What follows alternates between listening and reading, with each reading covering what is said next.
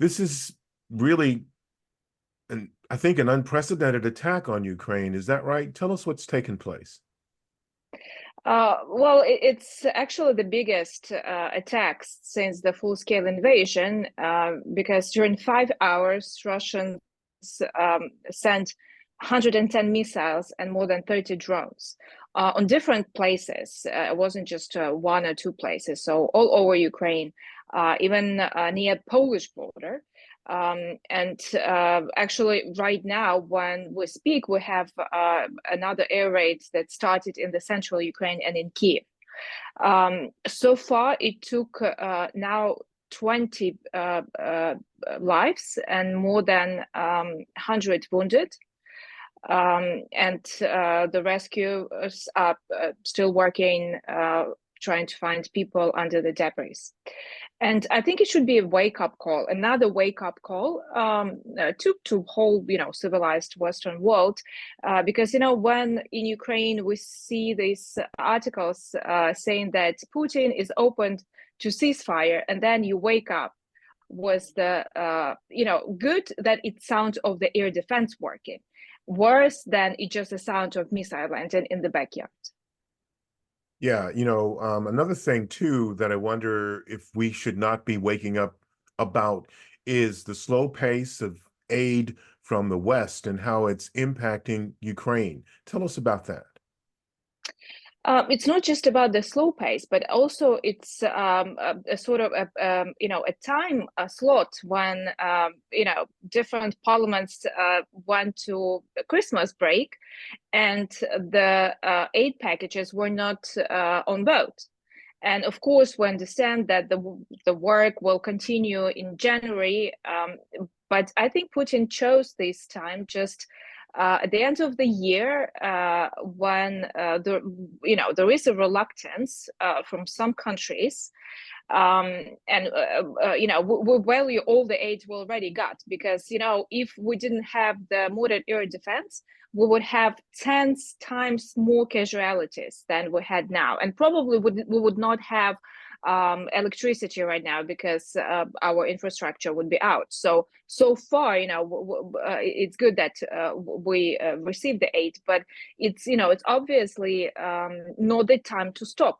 So I think it's very important to understand that the aid that is being voted, will be voted in January, is crucial in this time, because I think that Kremlin just thinks that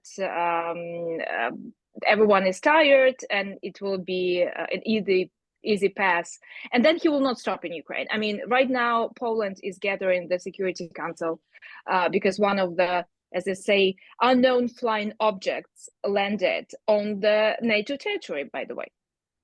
Yeah. Let's go back to the actual attack itself. How did Ukraine's military perform in terms of trying to repel this attack, this largest attack since the war began? Well, if you speak about Kiev, all of the missiles were intercepted, but of course, when the debris fall on the ground, they can cause the casualties as well. But actually, it was more than 30 missiles that were intercepted in the sky. So you could watch like a sky wars in the skies, but it wouldn't have the air defense, the modern air defense, special Patriot and Iris-T from US and Germany. Then all these Star Wars would happen on the soil, on buildings, on the city, and in Kiev you have 3.5 million people that live in the capital. But in other parts of the country, for example, Lviv, and that was the video I sent you, missiles did hit the ground, and it looks like that,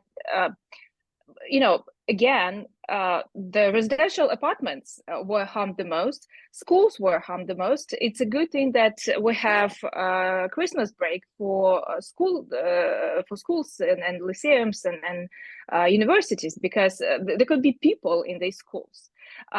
Again, maternity hospital in Dnipro, in the eastern part of Ukraine, was hit by the missile, and only because all of the women and their newborns went to the shelter, went to the basement, they didn't die.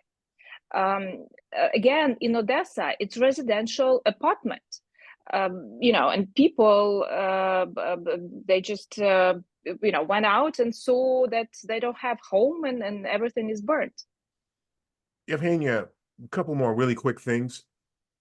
One of the problems, at least from a journalist point of view here in the West, that we see is that the pressure that was being put on the West from Ukraine's spokespeople before the Ministry of Defense was changed was very successful.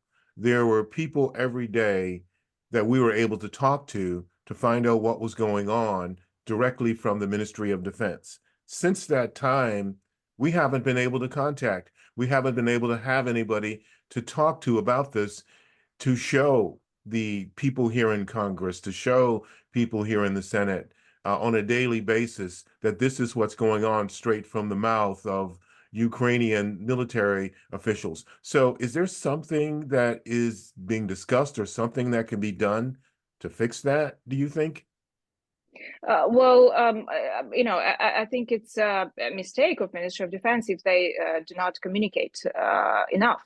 And I will make sure that you have the contacts of the people, the spokesperson, to receive the information. And as I know, it's also the priority of the president and the new minister to find the way, because it has to be, also the security and everything, but find a way so foreign journalists and journalists or Ukrainians as well could go and work and closer to the front line. Of course, it's dangerous, and those journalists that come, they already been in different hotspots around the world, so they have to understand they're not going to film a spring break or something. So, but I think the presence of journalists is very important. Okay. Is there anything you want to add that I haven't asked you about that you think is important? Just one, you'll be celebrating New Year and thinking about the wish. Just think about millions of Ukrainians that do hope that 2024 will bring, support from the allies, because, I mean, we don't want to see the world where Putin wins. All right. Yevhenia Kravchuck, member of Ukraine's parliament. Thank you very much. We're glad you're safe. Please stay safe, and we'll be in touch. Thank you. Thank you. Thank you.